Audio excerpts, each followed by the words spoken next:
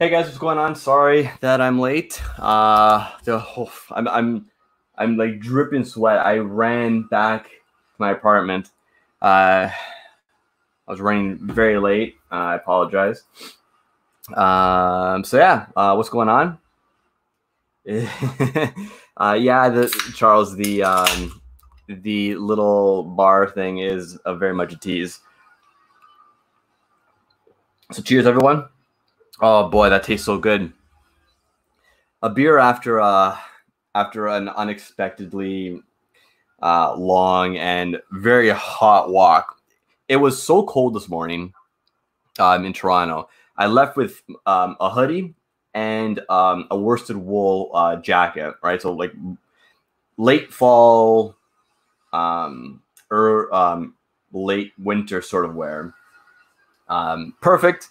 Went out, did some running around, and when I dropped my car off at the lot, it's about a 30-minute walk normally, and I just gotten there with like three. It was a 3:30, 3:35. So I was like, okay, if I brisk walk, I should be able to make it back here for 4 o'clock.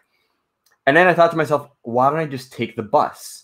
It's like the bus should cut at least 10 minutes off that, so I'll get here with enough time to spare. I'm running to the bus stop to make sure that I don't miss it. I'm there. I get there. I go into my bag to get my transit card. It's not there. I completely forgot it in my winter jacket that I had been using like as a commuting jacket, and I didn't put it back in. And I don't carry cash with me, and I don't even think right now the Toronto Transit is taking cash fare. So I wasted about 5 minutes there. And then I started running back again. And yeah, my little legs could not propel me super fast there, Charles. Cheers, everyone. Jason, Jeffrey, Greg, Puffs and Drams, which I apologize, buddy. I always seem to forget your name if you've given it to me. Welcome in. Nathan, who else did I miss? That's it for now. Let me drop the link in the chat there for you guys if anyone wants to come on and share a drink, talk about what's going on today in your life. My phone is going crazy. I missed a whole bunch of messages. James is using people to talk for him. Hi, Brandon, what's going on, buddy? Let me get the chat there. So James is apparently blocked from chatting. You know what, James? If people come on and start talking, then I will turn around and try to figure out how to reverse that. I honestly don't even know how. I'll try to figure it out. But what's everyone drinking? Greg was saying that he's having a Scotch ale. I'm having a Stella Artois. Also, there's some construction happening on the street that we're on. So if you guys are picking up any sort of grinding or any sort of sound and it's audible, let me know. I'll close the window. I needed some fresh air to kind of cool down. Oh, and there he is. All right, let's see. Let's see what James has to say. Hey, buddy. What's going on? Right there. Right there. Well, it's not my fault. It is your fault. Even your dog's like, it's not his fault. Oh, I need a drink. What am I drinking? Isla. Do I have an Isla right now? Yeah, I got 2 Islas right now. Charles is at work. Charles, have a water. I'll take a sip of water in your honor there. Frog or Charlotte? Or which? Frog or what? Yeah. LaFrog or Charlotte? Frog. Frog. All right, we'll have some frog. Oh boy, what's going on, man? You're at night still, right? Yeah, kind of. It's let's just go with interesting right now. Being a Pro B employee, and they cut us down to regular guys don't have to show up on Friday on their Friday at all, and on Thursday, as soon as the work's done, you go home. So yeah, it's something weird and screwed up. But on my Friday, I still have to show up at least. But last night was my Friday. I was there for half an hour. That's it. Half hour. Half hour. That was it. Half hour and I was gone. My boss looked at me and said, "Go home." Me and the other new guy that were there. It's brutal. So, yeah, it's been something interesting. All right, let's see here. I wonder if I can see the. I'm trying to see if I can see the chat on my TV while I talk on my phone. You can, but it depends. Sometimes it disappears. Hey, Greg, what's going on? How's it going?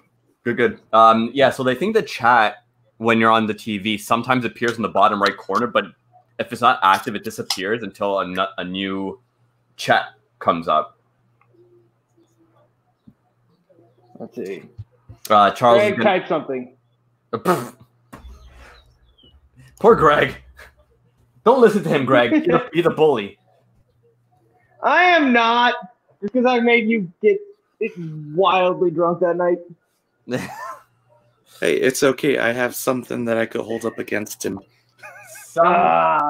Something. He still has my samurai. Oh, the Nika? This guy? Oh, you must give that to me. I need that now. But I've already opened it. No, you didn't. I know there's a second one, and it's mine, you dirty rat bastard. See, it's open. He could have opened both. It's a very much a possibility. No, he wouldn't do that to me. I will seek retribution. Greg, I'll go full General Custer on him. But Custer died. Shut up! That's not the point. What are you gonna say, Vito? No, I was gonna say I'll protect you if you do it. Oh, will you now? Hey, I'm tiny. I'll duck your punches and go for your ankles. Will you now? Will you protect him? Okay, fine. Greg, you're on your own. What? I see what it is, Vito. And I was gonna keep track of you at this year's Bastard's Ball. That's Brad's job. Brad will. Brad puts the tracker on me now, so he doesn't lose me. But yeah. By the way, Vito, you'll like that one. What is that? 4 grain. Who is that? AD Law. That Denver, Colorado. Yeah. Yeah, this one's finished in Armagnac cask. Oh, that's my new weak spot. Armagnac? Yeah. Yeah, I learned about that when I was in Paris. First, I can't remember which time. One of the 2 times that I was in Paris. Yeah. I don't have any Armagnac, but I have some Calvados and some brandy. But yeah. Oh, so how's the liquor trade going, Greg? It's non-existent at the moment. They close you? Yeah. Oh, those dirty New Mexican bastards. Yeah, that was on I think it was the 9th that the governor finally ordered us to fully close. Because they had stopped liquor sales a little bit earlier than that, but we're still open for a few days since Total Wine is still open in other states. So we're still operating, but we weren't doing any sales. Then they tried that for a day in Colorado, and then liquor got deemed essential. Yeah, we were essential, but the governor closed us down. You could still get beer and liquor at like the grocery stores, but other than that, Total Wine. That's yeah, brutal. not That's any liquor brutal. stores, yeah. That's a bit of bull happy ass horse shit. Oh, you can still get it at grocery stores, but not at the liquor store. Hey James, I still have 2 samples from you. Oh god, yeah, drink them. The Elijah funk. Craig barrel The proof. funk. Oh, is it? Or is either one of them the Russian? I actually finished that. Did you? That was the interesting one that you had given me. I wish I had gotten the buckwheat instead. Yeah. I I was don't. gonna say I don't.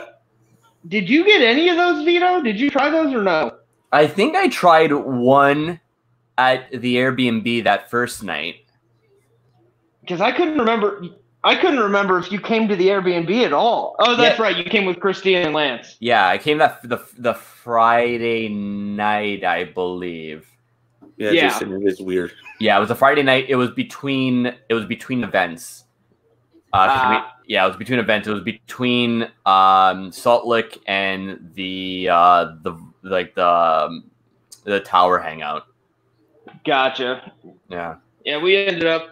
That was the most fun of the whole thing. Like the ball was okay, just way too many fornicating people. Fornicating people. Yeah, I think we're still within Are we out of the window where I can use the actual F word, or we No, still we're not. using? No, you can say fucking. Yeah. There's way too many fucking people at the ball, and it's just like. That makes more sense. That was Yeah. But fornicating means they're having sex. What is fucking? Yeah, but in context, fucking makes more sense than fornicating. Jesus. I was like, what the hell were we? Did I miss the orgy at the ball? Like, what the what the heck? Was that Jason says that you were there. Jason says you were there Saturday night. Yeah, I was there Friday night at the. You mean I assume he means in the vault. No, Unsworth came to the Airbnb after the vault. So did I. Yeah, so did you. So did a bunch of not a bunch of people, but enough. Twice I was there because we played pool. We played pool in the afternoon. Yeah, I was there for a couple hours on the Friday. I completely forgot about the Saturday night because I came by and you guys had the fire going in the back. I think we were there for maybe like 20, 30 minutes. Yeah. Yeah. Okay, I remember now. Yeah, because I also brought over the Weller CYPB and Foolproof. Yes, you did. And the mix was better than both of them alone. Yeah. I think the Foolproof took the cake as far as individual, but the mix was better.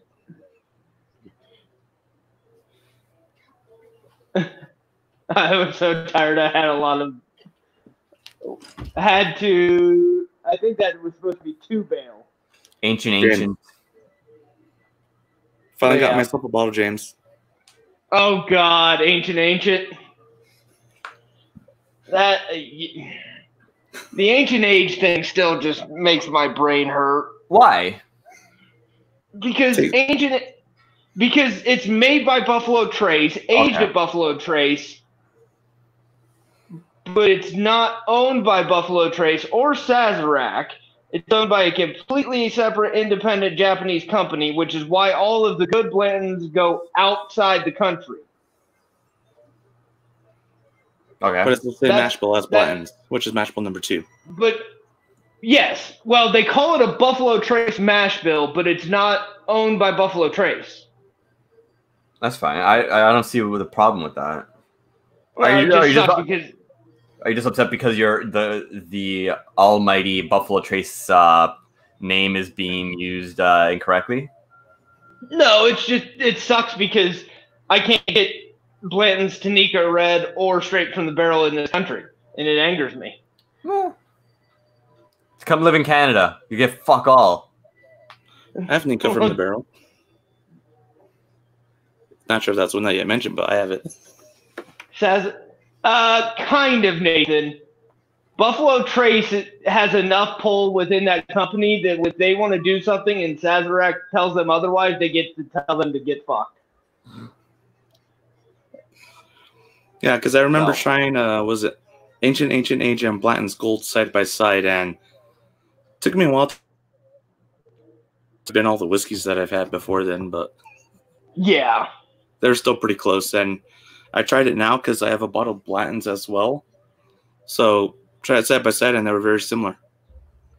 Oh yeah, they're the same mash bill. They're in the same damn warehouse, but it's just slightly different areas, and everybody's got their sweet spot in the warehouse. If you ask the master distillers and blenders, they all have their, the fifth barrel in on the sixth row. That's the barrel that always works for me. Yeah. I found out that Elmer T. Lee and Cox Reserve are more similar to each other than they are to Blanton's or Ancient Age. I could probably see that. Blanton Gold is amazing. I don't think I have any gold. What do I have? I've got a bottle of Blanton's. I'm pretty sure I've only had regular Blanton's. I might have. Oh, I've had the Blanton's straight from the barrel. Whatever. Yeah. That was at the first. That was at the first ball. Yes. Yeah. And I think that's it for Blanton's that I've had. Well, Blanton's in the Blanton's, thing. I was gonna say I've got a Blanton's red and a straight from the barrel and a black and a bottle of regular. And that's only because the Vegas guys have started to really do some horse trading stuff that's fun. Nice. Like, I've got, this of the BTAC collection. Oh, well, my uncle just came back from Japan and I've got 3 of the 4 Blantons. You want to trade some samples around. So, but yeah, it was fun. Those guys were starting to get their stuff together as a group right as I was leaving. Yeah, the majority of the mash bill number 2. The only ones that I'm missing are like the special editions of Blanton's and the older Elmer T. Lee. Oh, yeah. I had done a blind flight for my manager at work, and she had a hard time picking her favorite one out of all of them. Because she really liked Elmer. Yeah, the red. I tried to sip out of this one, and that was something fun. But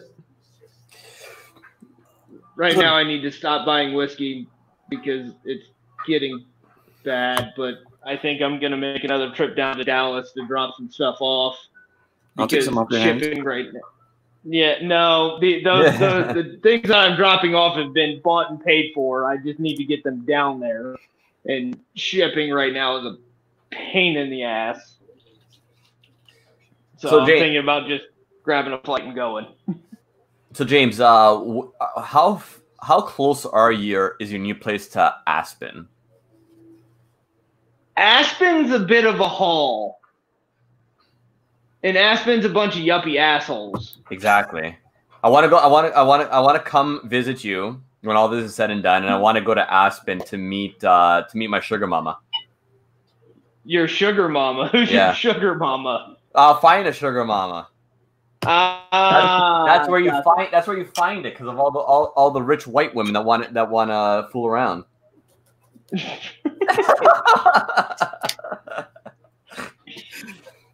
I thought you were coming with me over to the other side of the globe to do that. That's fucking way too far. Way too far. Yeah, but you were a fan of those legs. Yeah, well, there's a limit.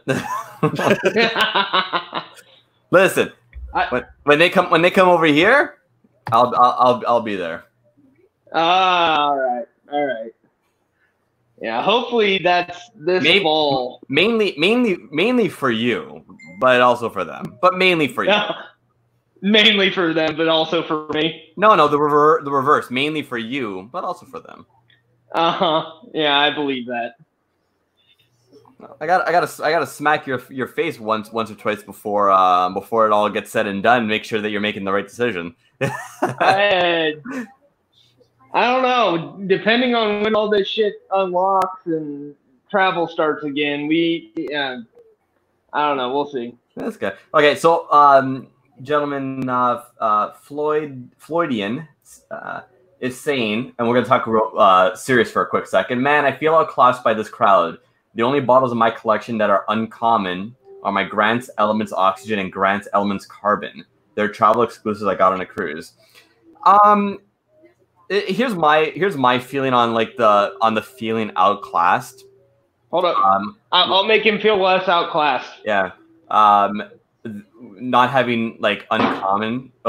It's so heavy. Oh my! Is that a 1.7? Yep. That is a 1.7 plastic jug of regular old ancient age. Don't feel too outclassed. Floydian, you've been outclassed. Out-bottomed. Lord Calvert, anyone? No, God. I don't know.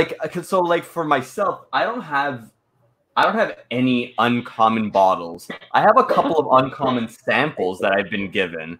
But the thing to remember is not everyone's gonna have, be able to acquire all the uncommon or rare stuff.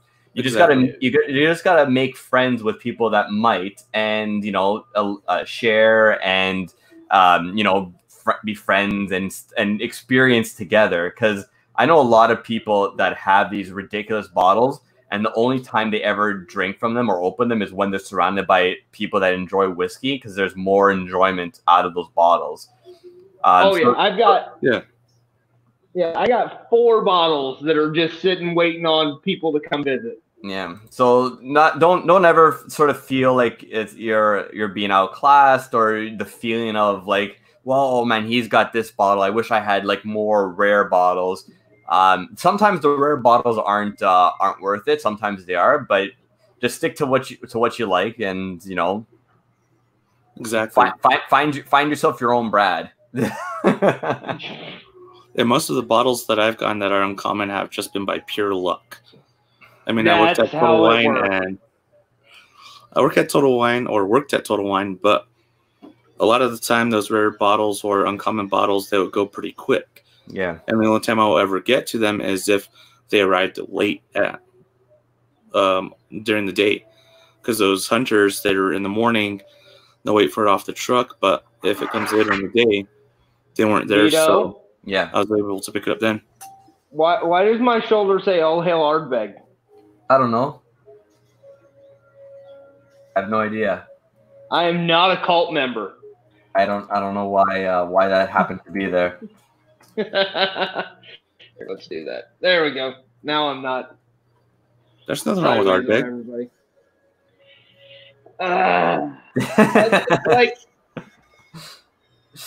All hail Ardbeg. Hail the cult. The thing, I don't have a problem with Ardbeg. Here's James right now. He's like, oh. Okay, I don't have a problem with Ardbeg. I just finished that bottle of 10 toasting, Stabby McStab and Rex Jr. But the fact that if you post anything in the tribe and it's, oh, I got this bottle. Oh, you should have got Ardbeg. Y'all. I don't see those kinds of posts. I see a lot of posts where, and again, this is where the algorithm is so fucking ridiculous on Facebook, because you're seeing different stuff than what I'm seeing, because there's so many there's a retarded amount of posts now on the tribe. So you only see a small fraction where the algorithm sort of tailors it to what you're liking and what you're thinking. A lot of what I see are the posts where everyone talks about Ardbeg. I finally picked one up. Wow, it's so good. And then the comments are just like, all hail Ardbeg, all hail Ardbeg, all hail Ardbeg. Yeah. I rarely ever see those posts where, oh, I picked this one up and people are commenting.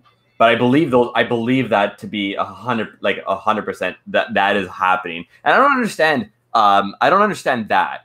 Like I know I can understand if they're doing it maybe tongue in cheek, but if they're doing it seriously, like, and I want to believe that they're not. I give them the benefit of the doubt, but the whole thing is it can be annoying. I completely understand. I have personally poured bourbon for the Ardbeg priestess. Yeah. I have personally watched her drink bourbon. She is not purely an Ardbeg drinker. Well, it's hard to just be an Ard, because especially if you like Ardbeg 10, there's still that bourbon influence on it, right? Because like there's a bourbon influence on every freaking Scotch, other than very few. Well, yes. However, there are a lot that are ex-bourbon aged, right? But then finished, and then a lot of the ex-bourbon is pretty much lost, like dropped into like the nether regions of all the flavors, right? It all is very, and again, you have the full maturation in like sherry that Glengoyne does and all that stuff. But there's always a little bit. So even if you like Scotch and you're against bourbon, I don't understand that. No. Like, I refuse to drink bourbon, but I drink Scotch. Well, if you drink Scotch, most likely you're going to enjoy bourbon or American whiskeys. Like, that's just... And at least on the molecular level, you're drinking bourbon. It's in the blood, assholes.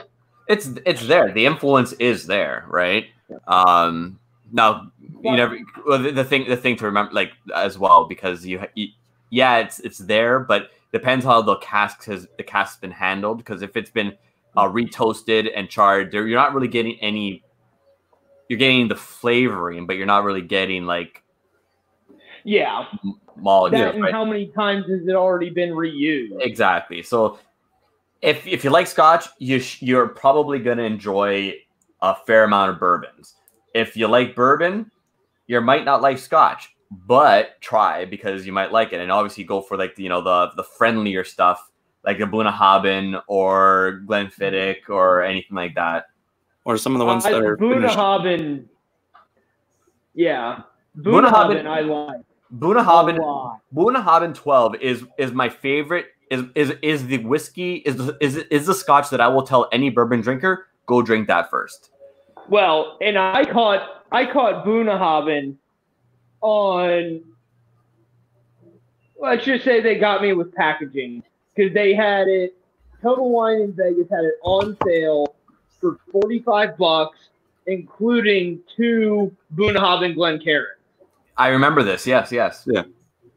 And I was just like, the glasses are worth $30.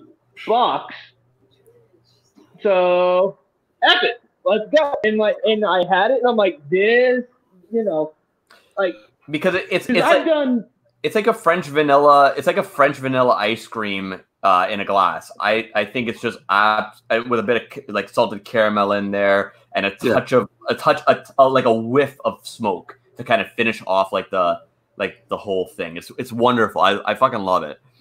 But Nathan, I didn't see Ralphie's Boonie 12. I don't watch a lot of Ralphie. I watch Ralphie from time to time. Yeah. I'm damn serious. No, you know what? For me, what it is get to the point. Get to the fucking monkey. Yeah. Like, and here's my thing: is like I don't even watch the Vault reviews anymore. If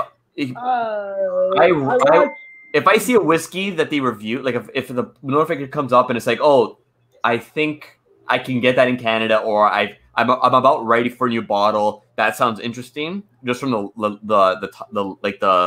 name. I'll look at it, but I can't tell you the last time I actually watched a review. I watched yesterday and today, and not because I'm not enjoying them. It's just like I'm not in the market for buying right now, so I don't want to be tempted, and also I have so much other things to be doing right now. I squeak out the time for this and the time for is that a Harmony or that is the Harmony Master Select. Nice. Oh, nice. And then that is the Bottled and Bond. Those were both pickups. That was the one from yesterday and today that are the international travel exclusive that I picked up when I went to Frankfurt. Yeah, because the Bottle and Bond is just travel exclusive, right? Yes. And then this one I'm waiting on the special day to open. 150th anniversary. Nice. What's that bottle at? 43. Oh, okay, good. And you can see where it came from. I can't see. I'm trying to do this. Is that Japanese? Not Japanese. I can't. It's blurry. Russia? I assume Russia. Yep. Okay. Yep. Got that one, and then Hyde Park 15. Nathan says, "You son of a bitch. I want to taste that Master Select so bad." What, Nathan? Find me on the frickin' Tribe or have Vito send you something. I'll trade. I'm always down for horse trading. And Floydian's curious about the Bottled and Bond, the JD Bottled and Bond. Today's review, they both were like, "This is what Jack Daniels is supposed to be." Though I can't see who's all in the chat. I'm assuming there's no ginger, but the ginger's purple corn. Oh, nice. Oak. Oh, dude, this stuff is just. Oh, yes. Thank you. Please more. That's part of the reason that I might be. Yeah. Oh, you have the Icor. Oh, I'm so fucking jealous. Oh, when I was there when I was down in Texas for training, I asked if they had any more Icor. And James, I swore at him. We can barely hear you, buddy. You got to get closer to your mic.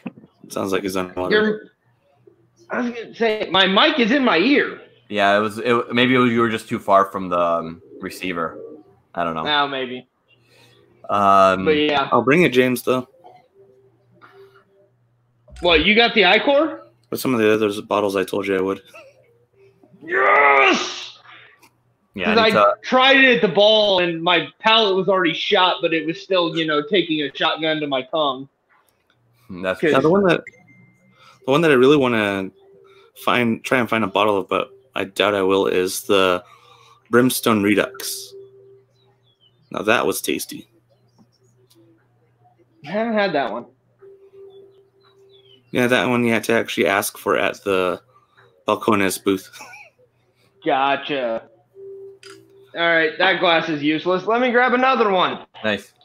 And for me, kind of going back to watching reviews, the only reason why I do it is because of work. The more I learn about the bottles, the more I'm able to inform customers.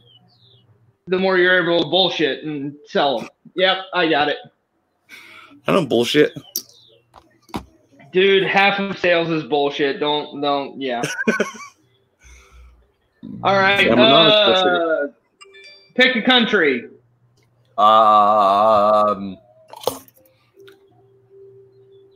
Canada. Why would I have Canadian whiskey? You guys hoard all the good shit. Yeah, I don't know. You say pick a country.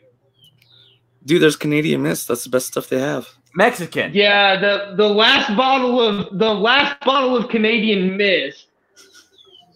Vito was with me when we dispatched that bottle. Mm. All right, Unsworth says USA. Unsworth, Texas, Colorado, or Kentucky? You have to go state. Yeah, there you go. Mexico. That's a great idea. Is to put up a chart of what you have, and then like by country, and then by state or province, and or like whatever. Or California. Fuck it, California. You'll probably only have one thing from there. Yeah, California. All right, Texas, Waco or Denison? Obviously Denison. Actually, Jason Michael Waco.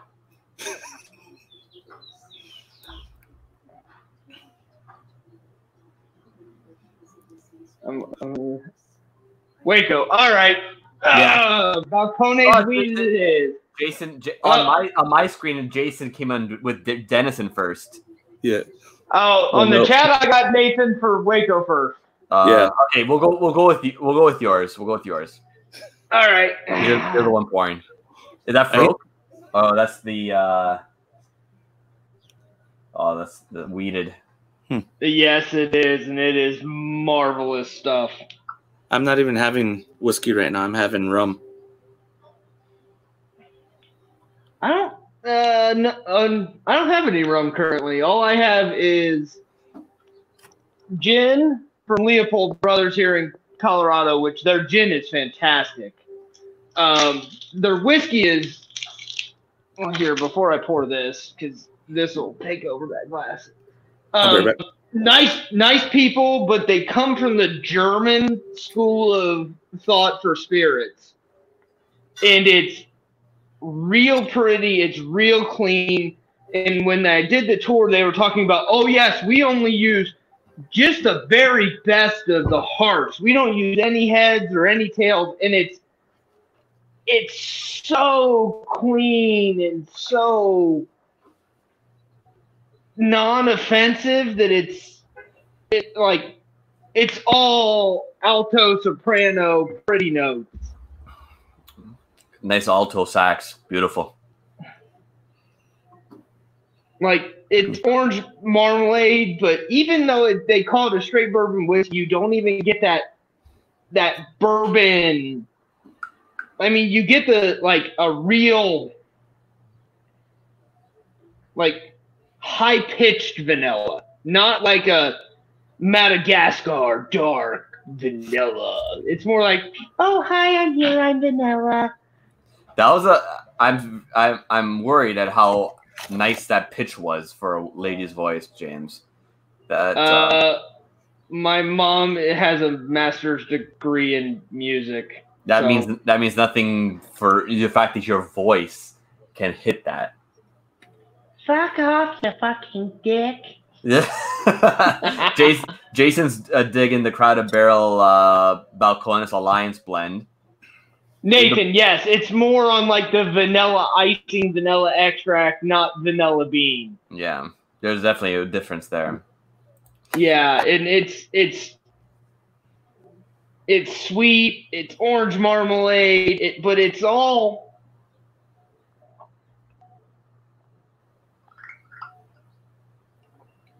It's Words. just not. There's no funk. There's no, you know.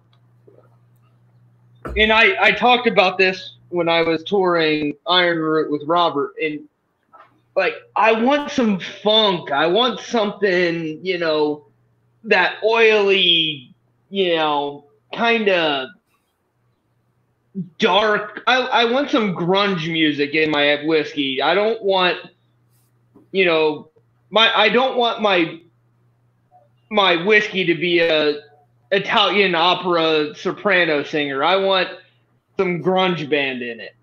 You want to be taken behind backstage and touched inappropriately by the whiskey. I mean, that's the grunge scene.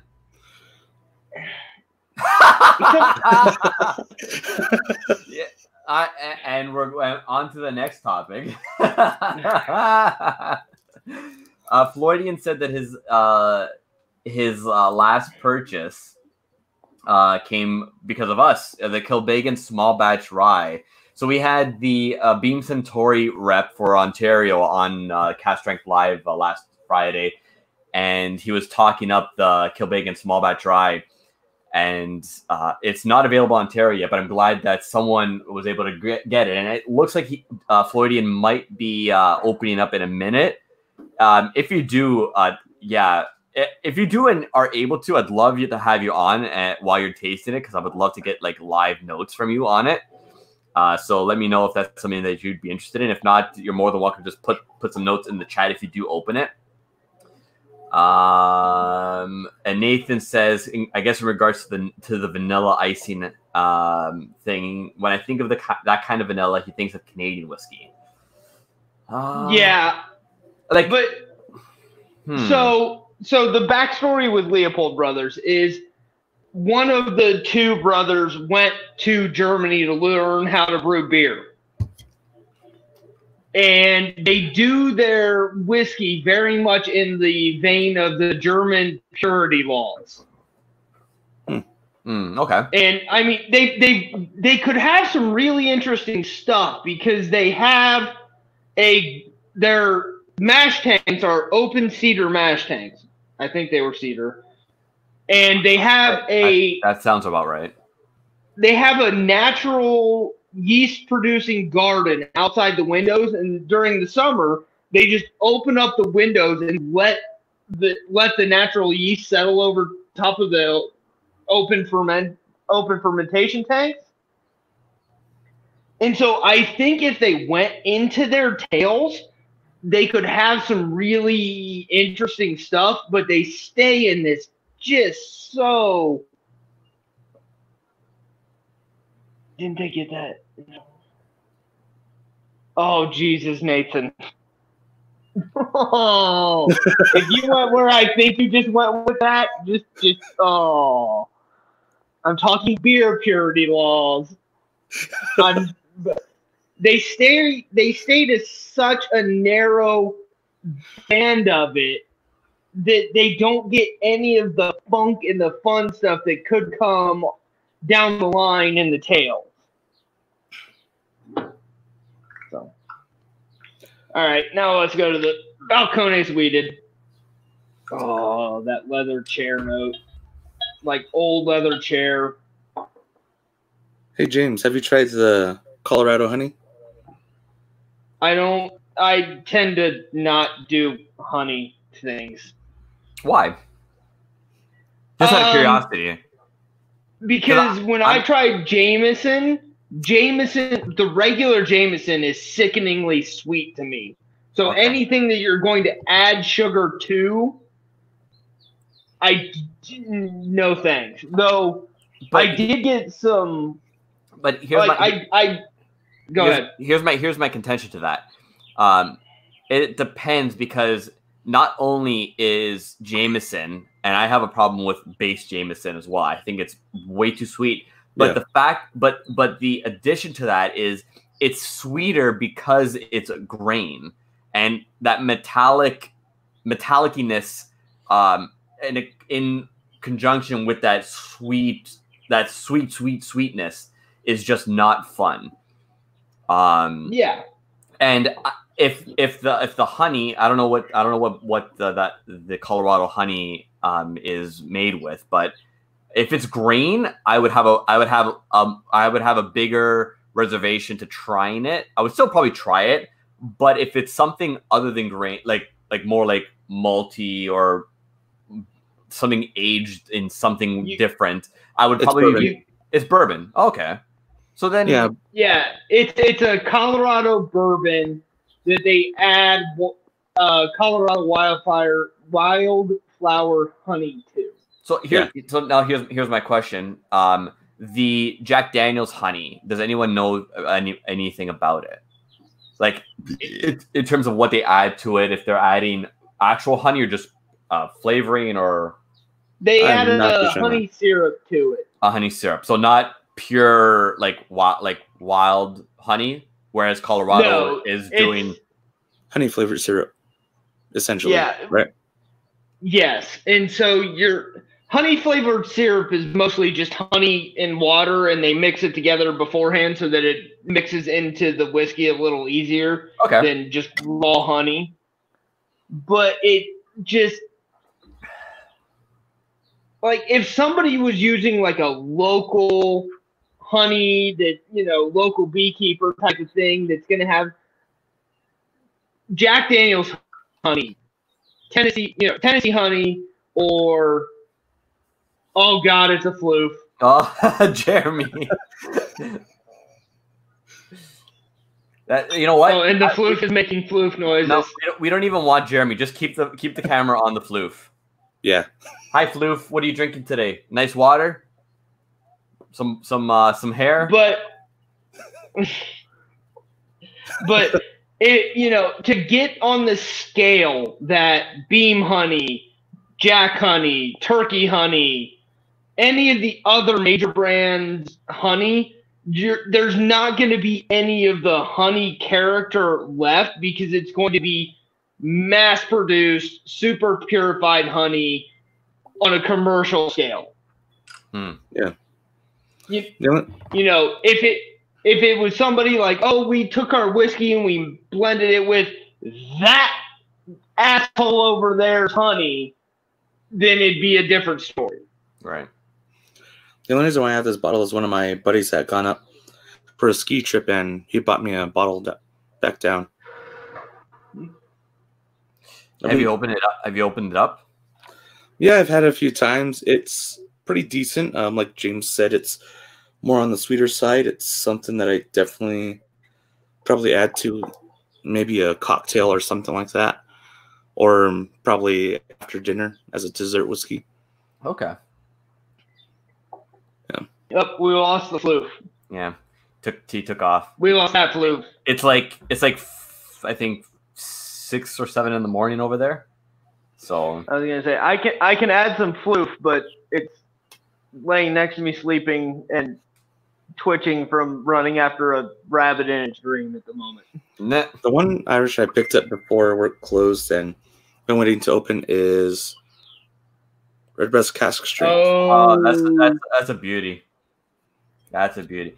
You freaking Canadian. What? That's a beauty. That's a beauty. That's a beauty. That's a beauty. That's a beaut there, bud. Yeah. Eh? Oh yeah. Oh yeah. That there is a good beaut there. I like that there. I particularly enjoy the couch cushion towards me. I particularly enjoy the cask strength, the Redbreast cask strength with a little bit of water, just a touch. All right. Just a touch. It brings out some like chocolates, interestingly enough. Yeah, because I like the cask strength times 12. I really didn't care for the 15 all that much. The 32 is pretty yummy. Oh no, shit! The 32 is yummy. I enjoy the 21. The 21's good too. Redbreast. Oh, that's right, Vito. You weren't there for the 32. Yeah, but I still had some of the 32. When? Don't worry about when.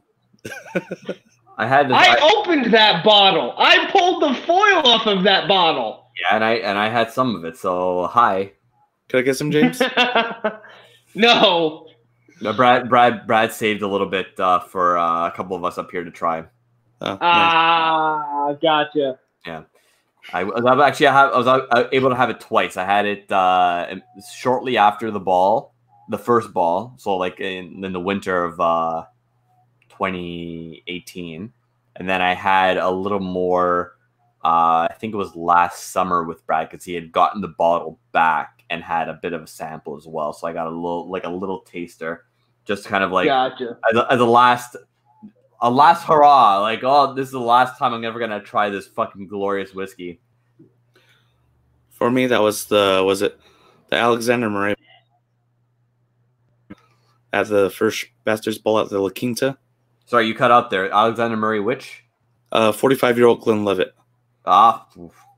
It was at the first I assume La Quinta after the ball. Yeah, that seems like something that Matt Zetrick would probably have brought. It wasn't Matt. I forget who it was, but no, really, yeah, that was good. That was such a shit show. The first La Quinta. Yes. Yeah.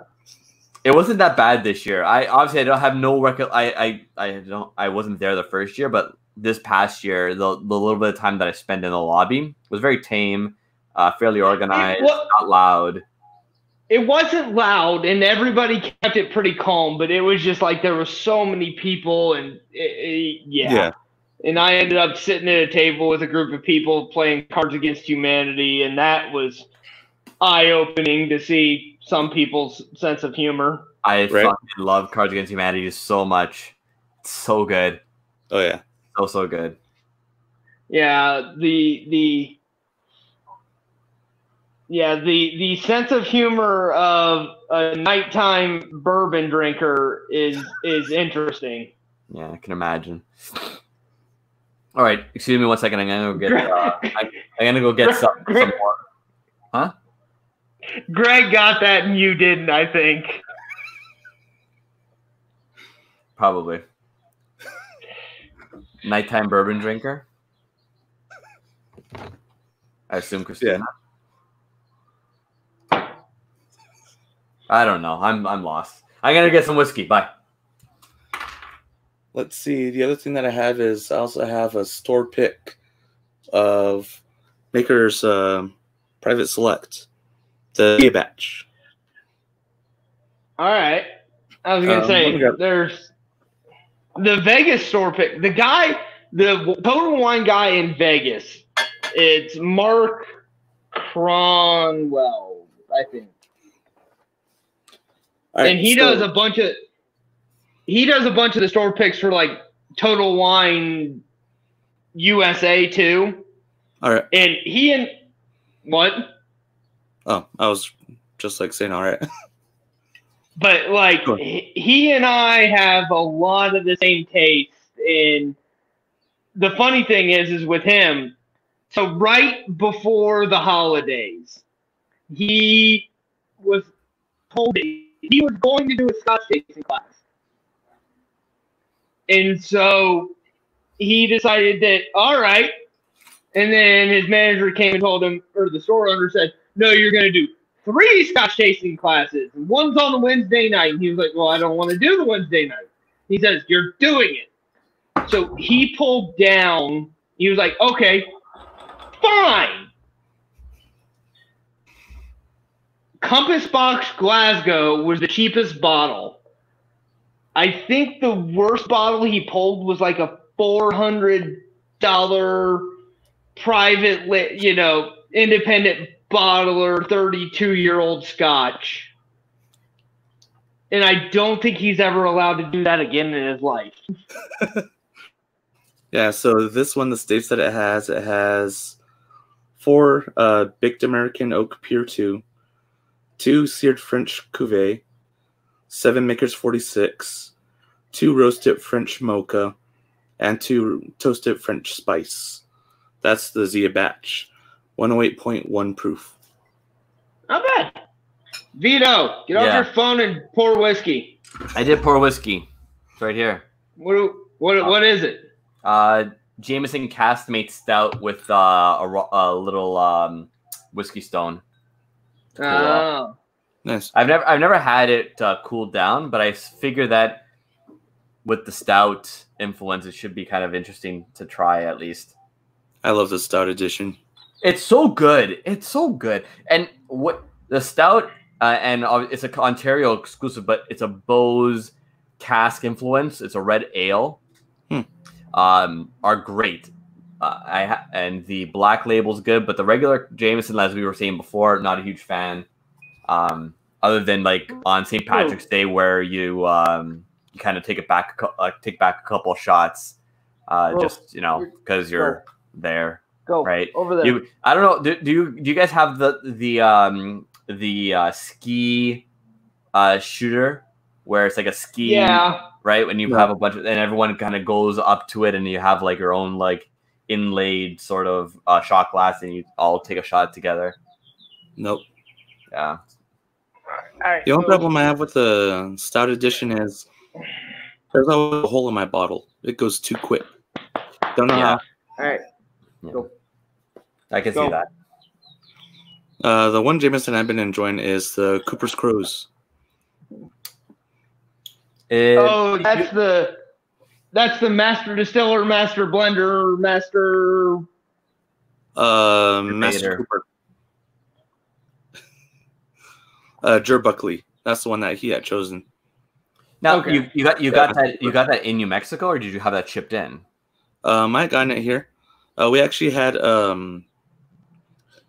online tasting of it.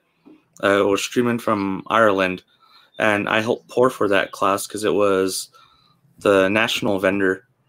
And I helped pour, and as a thank you gift for helping pour, he said, pick a bottle of Jameson. So I picked the Cooper's Crows. Nice. All right. I wouldn't be mad at that. Neither would I. I was like helping out with the beer classes and the spirit classes that aren't ours because I get free beer, free glassware. Then if it's a spirits class, I'll usually get a bottle. Mm. All The right. only I'm about downside done with it. with that Jameson class is it was a bit rushed, so I had a hard time keeping up with all the pours. Yeah.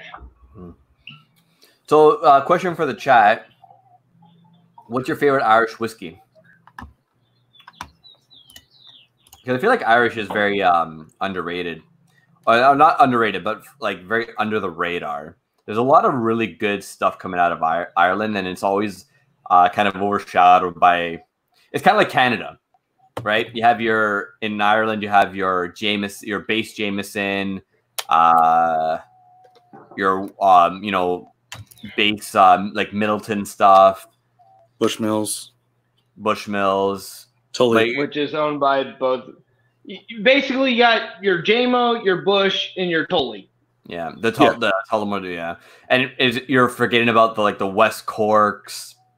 There's such a I've had West Cork, I've had some of the other stuff, but they're so small that they don't get any of the fanfare. Their market share is so small that I don't think in Ohio, Vegas, or Denver, I don't think I've ever seen a West Cork.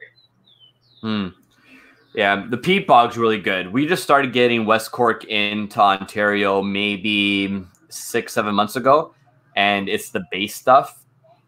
I'm waiting for them to bring in the peated expressions because that's where it's at for at least West Cork stuff. It's great. Connemara. Connemara, yeah. Connemara is good. The 21's great. The regular peated is awesome. I love the regular Connemara peated. Their cast strength is pretty good. Yeah. Andrew is saying that the Teeling single malt and single grain are great from the Irish selection. So yeah, I think I've had the single grain before. I don't know if I've had the single malt. Hey, Whiskey Jason, good to have you in, and Andrew Spirell as well. Welcome to both of you. All right, Vito, green or purple? It was definitely purple, and we're gonna bring in Floydian, whose name is Jim. I'm figuring out, I guess, right now, for his Kilbeggan single barrel rye. Right? Is single barrel rye? Yep. Hold on 1 second. Yeah, don't worry. It's. I gotta mute something. Hold on. Sorry. No problem, man. It's always interesting. I still mess up all the time coming on to streams and stuff because things aren't muted, not set up properly. Well, that's because you were absent for about a year. It was a long time. Okay, there we go. Yeah, pretty much September through to March. Yeah, I was not available. So right. Jim. So your name's Jim, right? Yeah. Yep. Yeah. That's me. Nice to meet you, man. Properly, not through the chat. Yeah, nice to meet you. My pleasure. This is the first time I've hopped on a chat on one of the streams like this. Perfect. Well, welcome, man. Vito is the most professional host you'll ever meet. So no fucking swearing, no talking about how short he is or how he's balding or I can't really talk anything about like that. Yeah, don't talk about my height. I'll kick you off. Okay. Don't mention how he's under 5 foot tall. Oh, come on now. So that's your first pour off that that Kilbeggan, right? And for people watching, it's the single rye, right? The small batch rye. Small batch rye. Yeah. And if anyone wants to learn a little bit more of the backstory behind that, James Neal, the brand ambassador that we had on last Thursday night, talked about it in fair detail. That's a CS Live. I think it was episode 53 last week. So if you want to go check that out, you're more than welcome to pop that on. On the nose, what are you getting? Spices, dried fruit. I'm not really getting anything that you would immediately identify as a rye on the nose, at least not strongly, which is kind of surprising considering they call it a rye. Yeah, maybe maybe a bit of time out of the like in the glass might help kind of open it up. Maybe. What's it bottled at? It is bottled at 43%. 43. Okay, respectable. Better than 40. Right. Yep. Anything over 40 is okay in my book. Hey, don't you? No, because your country keeps shipping us that stuff and they call it whiskey and it's under. Yeah, well, you guys, that's all you guys really deserve. Oh, come on. Don't make me go get my bottle of JP Wine just to shame you. Don't worry, I have about 17 bottles of shit whiskey underneath this desk that I can pull out to share with you. By the way, have we ever figured out which one of your bottles has been tainted? No, they were fucking with me. I know they were. To answer Andrew's question, I've had the Bose, the Jameson Bose Red Ale. Very, very tasty indeed. An Irish rye with just about 30% rye. How do you call that a rye? Is that what they're? Unless you're freaking Canadian. Hold on. Because then you call everything rye. Hold on. No, that Irish rye. I think he's talking about it's a small batch rye. I think. Yeah. It's Beam. It's Kilbeggan. It's Beam Suntory product. Yeah. Yeah. The Crowded Barrel Bouche Polish rye is very different than most American ryes I've had, so I expect an Irish to be a bit different as well. Yeah, that makes sense. Chili peppers. I have to say, so far I'm enjoying this. It kind of reminds me a little bit of the West Cork. Oh God, what the hell was it? Was their charred peat whiskey? I can't remember the name of it now. It was. Oh yes. I had that. But without the funk, because I still have that bottle, and I was like, oh, what is this? I haven't gone back to it yet. Yeah, so this is kind of like that, but without the funk. Yeah, James, remember Raymond brought that bottle the first year. The West Cork. The West Cork. That was a charred oak expression. So that might have been the same one. It might have been. Dude, that first year was that day was so. I'm gonna grab some water in a second. Hot. I'd show you guys these. This is the Grant's, not Elements, Elementary. Sorry. Oh yeah, for sure. Carbon. How have I never heard of Grant's? Yes, you have. It's Grant's. What you'll find with Grant's is it's the cheap blended bottom shelf stuff. It's like caramelly colored. It's got a burgundy label. It's in like a triangular bottle. You've seen it for sure. You might not have had it, but you've definitely seen it. You definitely seen it. With Grant's, I think they're the parent company for several other better known scotches, and you usually see Grant's as the 1.75 liter handle on the bottom shelf, at least here in the States. And the other one is the Grant's Elementary Oxygen, which is blended grain whiskey. Interestingly enough, they're Scottish. I haven't opened either of them yet. All right. Get some water here. Now you've opened up. Oh no, you're a Pats fan. Well, I'm from Massachusetts. What do you want? Sorry, I don't root for the CFL. I wish the CFL would just cease operations. Who's your team, Vito? Pittsburgh Steelers. Oh, the Squealers? How dare you? It's okay. The winningest franchise in NFL history. Super Bowl era history. Longevity wise, the greatest franchise. No. Wait. Who has more rings? It's the Steelers and Pats are tied right now. but the Steelers did 6 in about 45 years. The Pats did it in 20. So longevity-wise, the Steelers organization has been much more successful versus the Pats. The Pats had a great dynasty. I'm not trying to take away from that, but longevity-wise, we'll see what happens now with Brady gone. Belichick's got maybe another 5 years left in him.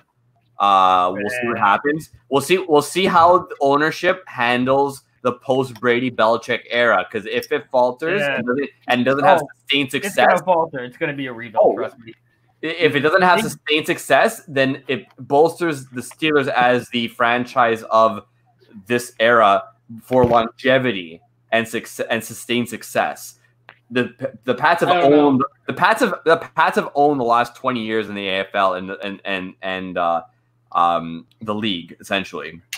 But if it's only because of Brady and Belichick and not ownership, only time will tell. So I believe that right now we're living in a transition where we'll really see what the Pats organization is made of. But I stand by the fact that the Steelers, longevity-wise, are the better franchise. Packers, hands down, 13. Wait, I think I have to say Broncos now that I live in this city. You gotta walk down the street saying this one's for John. That's what you have to just go down the street saying. Seeing as how my home team, my team growing up has, just drafted the #1 overall quarterback. Fuck Cincinnati. Again. Really? Nobody likes the Bengals. That talk about a bad franchise. Like, Jeez. I would rather be a Browns fan than a Bengals. No. I don't know about that. I would rather know. Here's the thing. I would rather know that I'm not making the playoffs every year than make the playoffs and lose every damn year in the wild card. I would rather know that I'm not making the playoffs than to make it and lose in the first and get embarrassed. Come here, Albert. I need comfort. It was like Whiskey Jason said, this killed begging small batch rye has just 30% rye, which is probably why I'm not picking up that strong rye note. Yeah. I was probably looking for no dill pickle. Not really, and that's kind of what I was looking for. Of course, that's because I'm used to, like, I got Dad's hat over my shoulder there. Yeah. And I think I've got a couple other ryes hanging around. I know I have Old Overholt. All right, well, Vito, I never heard of it. You said purple or green, so I went with green corn. Oh, I said purple, but okay, green. And so once again, the soulless gingers make whiskey. They're great, man. Fuck. I wish I could get more. I wish I could get a bottle up here. If I end up flying down, I can let you know. I have so much. I have so many. I think I have 2 with you. I believe 2. I have 2 with the Galladay, and I have I think 2 or 3 with Christina. It's gonna take me like 3 years to. It's already been well over a year. It's gonna take me like 5 years in total to bring back 7 bottles. Your 2 are still sitting over there. I've threatened to drink them a few times. I know you have, you bastard. The only 2 that I get in my state is the what is it? The Harbinger, the XC and the Standard. I was gonna say these both. So I've got 3 of the Iron Roots. One is the Josh Pick bottle 1, and then I've got 2 more that I picked up from the distillery when I was down there for training. One is a purple corn European oak, and then the other one is a green corn American oak, and it's chili peppers. Really? And I'm not. Yeah, it's got some spice to it, eh? What, Colorado chili? Yeah. green chili, you know, not Yeah, that yeah. New Mexico hatch crap, but like Colorado green Oh, chili. That's the best. Shots Dude, don't fired. even say that. Shots fired. James is a bully. We all know this. What? Just because I bullied you into hugging a wall? You didn't bully me into hugging the wall. You got me drunk and I hugged the wall. Jason, good talking to you again, even though I was just talking to a screen, but yeah. Jason said he's got to bail. Take it easy, Jason. Why don't I see that popping up? Oh, there it goes. Yeah. Yeah, there it is. I gotta find a bottle and I'll bring it for you, James. But one of the local distilleries here, they do a green chili vodka. It tastes like roasted green chili. It's delicious. I could go for that. I tend to not do vodka because vodka purely exists to make non-alcoholic things alcoholic. I mean, That's but awful. hold on a second. You can't you can't knock vodka because you're dating someone from Russia. I feel like that's like I feel as though that is grounds for like some sort of breakup. I don't like vodka. I feel like Except you have to, she's not. I feel like you have to Except at she's least not pretend. a vodka drinker. You have to at least pretend for just for a bit. Pretend. Oh yeah, I like vodka. Yeah, I gotta at least pretend. But So the only thing I have from Russia right now, I'll go and grab this. yeah. Jim, what's going on Because with that small bat dry? So I did add some water to it. Okay. What was it like without water, or did you add water before trying? I tried it without water first. Okay. Like I said, spices, dried fruit, maybe fig. I mean, it tastes like an Irish, like you would expect an Irish whiskey to taste, but it's got a peppery finish that kind of hangs on a little bit, which I think might be the rye because rye tends to be very oily. Yeah, I was So I gonna think say. it's hanging on in the finish. It's nice. I wouldn't buy it again at the price point I bought it at, but if I could get it $15 cheaper, it might stay in my rotation. It's drinkable. What did you buy it at, if you don't mind me asking? About $42 US. Okay. So that would That's like $100 Canadian, right? No, that's about 40 40 80 that's going to be about that's going to be about 65 70 US Canadian dollars, which I mean for like an imported Irish I would probably pay to try it. Again, I won't know exactly if it's worth the $70 until I try it, but yeah. Oh, and so here's the only Russian thing I have right now. Alec, can you read that for us? Translation, please. Nope. Somebody get Google Translate. But there's your context clue. It's like chili and banana. It's a honey chili herbal liqueur. oh, the liqueur. And it's interesting. Like as you can see, I actually drank some of it, and it's interesting stuff. But that's the only Russian thing I have right now. Now, did you drink it or did you share it down at the Airbnb? No, this was not from that trip. This was from Christmas.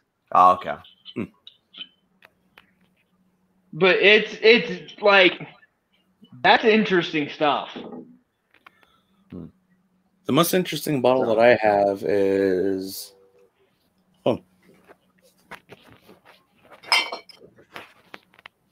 this guy right here. Mine is right here. Oh, there you go. Double white lightning whiskey. How do you have double? What is double white lightning? So what they had done is they had gone in collaboration with a local brewery and distilled a beer mash, but they left out the hops from the beer. Okay. So they kept everything the same, the majority of the mash, the yeast that they use, but they distilled it without any hops. Okay, because hops when distilled turn into Not good. Yeah. Not good. Yeah, I haven't. Yeah. The only I still don't remember. I think I'm gonna have to tap Will for the information, but he poured me an IPA finished whiskey, in the vault, and it tasted like the old school lime popsicle sticks. Like it was good, but I was like, I'm okay with just having a glass of it. Like it wasn't offensive. It was just kind of like just weird. But that's really the only IPA influenced whiskey that I enjoyed. I don't know what's going on with James, so I'm just gonna pull him off for a second. I will be right back. Very good. Yeah, this new make, it has a slight touch of spice to it. Yeah. Yeah, because it's, if you're ever here in New Mexico or those that are around New Mexico, not sure if everyone is in chat, but it's Marble Brewing's, they're double white. And it's interesting how it came out, because generally the double white beer, it has a slight touch of fruit to it. Right. It's like nearing a hazy IPA, but not really. So it's just weird how it turned out without any hops in it. Yeah. So that's the weirdest thing I have. Richard said Jameson does an IPA castmate. They do. I've had it. I'm not a huge fan. I much prefer the stout castmates that I'm drinking right now. Yeah, same here. The IPA cask, it's good because you get a nice amount of citrus from it, but at the same time, you do get a bit of that bitterness from the hops. It's just beer aged in whiskey barrels are okay. Whiskey aged in IPA barrels tends to be extremely miss and a little bit of hit. Yeah. He prefers the stout too. Andrew likes the Glenfiddich IPA. It's okay. Not for the price. I wouldn't pay for the price. It's tolerable in my opinion. But it's definitely one of the better ones I've had. But still, it's like something that's like it's, there's still something that's there that's not jiving well with me. So I can only imagine, like, instead of the IPA influence, you're actually aging it, distilling the hops. I haven't had it, but I can only imagine how like intense and weird that would be. James dropped out. Oh well. I think I was having sound issues, whether it be his mic or whatnot. Yeah, he'll pop in again. Yeah, it's $100 Canadian, the IPA. Instead of buying the IPA, I bought and invested in a bottle of the 21-year Glenfiddich white wine finish, the Winter Storm. That I'm saving for a special occasion. That's my white whale, so to speak. If I come up, are we opening that? James is freezing up a little bit. Hello.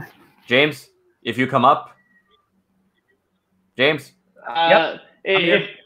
If I come up there, are we opening that? No, this one's being saved. This one's being saved for something a little bit bigger. What if I come up as well? Probably not. I'll open up anything else. Probably not that one though. Sorry, guys. By the way, if I make a trip up to Canada, what can I bring in to Canada? You can bring 1.23 liters. 1.23. What the fuck kind of logic is that? Yeah, it's a standard bottle and a half bottle. So like a Whiskey Alliance blend, and a regular full blend bottle would come over where you don't have to pay taxes. If you bring over 2 bottles and get stopped, you'll probably have to pay taxes on one of those bottles, which is fucking bullshit. But so from what I understand, I need to enter through BC and then go to Ontario because Ontario rapes you, and BC is nice about it. Yeah, Ontario. Well, because Ontario's run by essentially the LCBO is government run. So even like right now, they're charging, as far as I believe I've been informed, is they are taxing, because they charge, I believe, per liter per alcohol percentage. They're taxing all the distilleries that are making hand sanitizer. They're taxing the hand sanitizer like it would be like it's fucking retarded up here, man. Like, it's really pathetic. If that's true, which I believe it to be true, that the distilleries are working their tails off to make sanitizer, and they're taxing hand sanitizer being made through the distilleries. It's fucking pathetic. Wow. Yeah. Yeah, so, I'm glad I don't live in America's hat. Yeah. Well, that's in Ontario. That's specifically Ontario. All the other provinces are pretty good with shit like that, but okay, maybe not Quebec, because Quebec is government run as well. But other provinces like Alberta, BC, I believe, as well. So yeah, if you fly into Canada, into a province where the laws are more lax, and fly intraprovincially, that's easy. It's easier to bring other things. A connected flight might be a little bit difficult, but I don't know. I don't know the ins and outs of it. Well, I would just fly into either probably Calgary, Edmonton, or Vancouver, and then over. Yeah, because especially if you want some like good Canadian stuff and want to pick some up, you're probably better off buying in those provinces than buying in Ontario. Yeah, i.e., not this.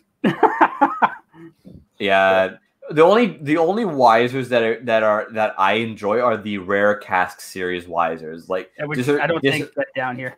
Yeah, Dissertation, Seasoned Oak, even I've heard that Dissertation is good. Yes. Oh, I have a bottle of that, and it's glorious. Like, you get no standard Canadian sort of vibe from it. It is complex, and I had an Orphan Barrel that I'm pretty sure was Crown, and it was tasty. Yeah, the Orphan Barrel is good. The Orphan Barrel is, if I'm not mistaken, they found a couple of barrels buried in the Crown Royal warehouse. Whoops. And yeah, and I believe that's the story behind the Orphan Barrel. Orphan Barrel goes to everybody and goes, "Is there anything that doesn't fit your profile that you want to sell us?" Because they've pulled stuff from Buffalo Trace, they pulled stuff from Crown, they pulled stuff from everywhere. Right. And they just walk in and say, "Is there anything that's gone wacky for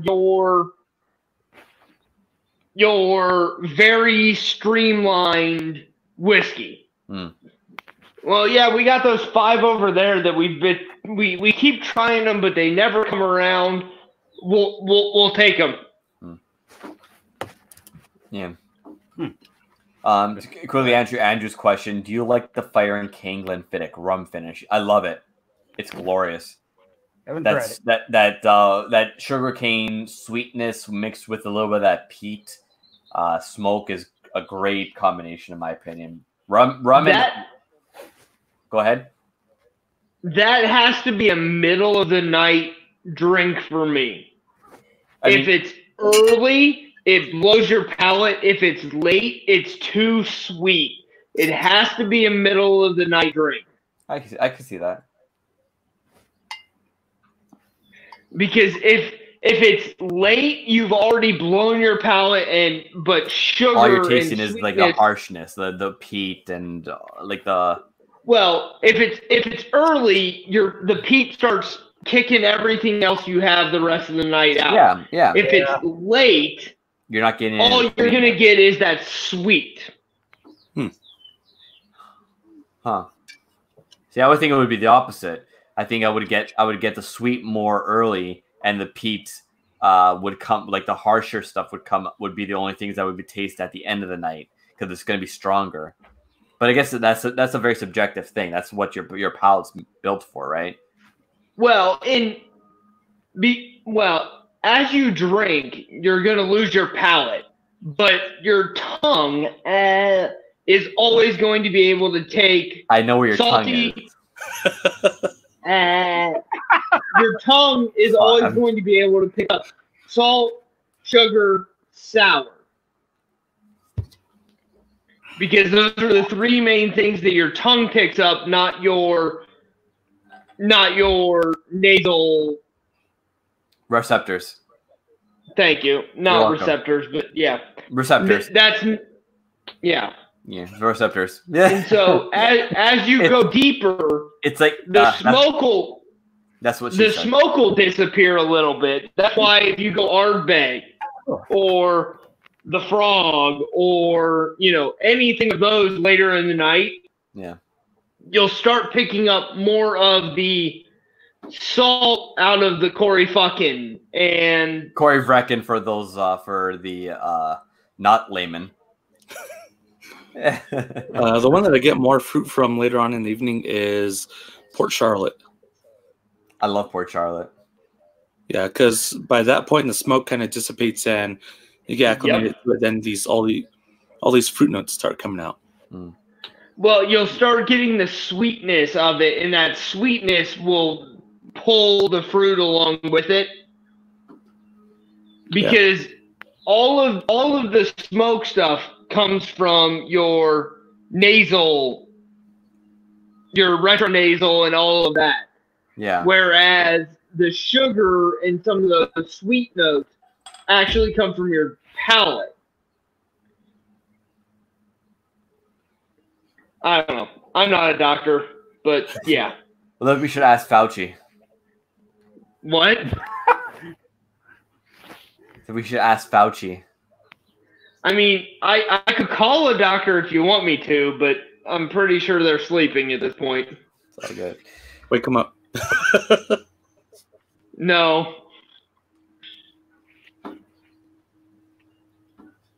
All right, so it's been about an hour and a half, gentlemen. I'm gonna call it a day until tomorrow. Thank you for hanging out. It's been a pleasure. Yep. Has it really though? It's always a pleasure. Yep. It's always a pleasure. And Jim, thanks for busting your streaming virginity with us today. Oh, we popped a cherry. We popped one. We popped a cherry. Cheers, Jim. Cheers, Greg. Cheers, James. Cheers, everyone in the chat. Cheers.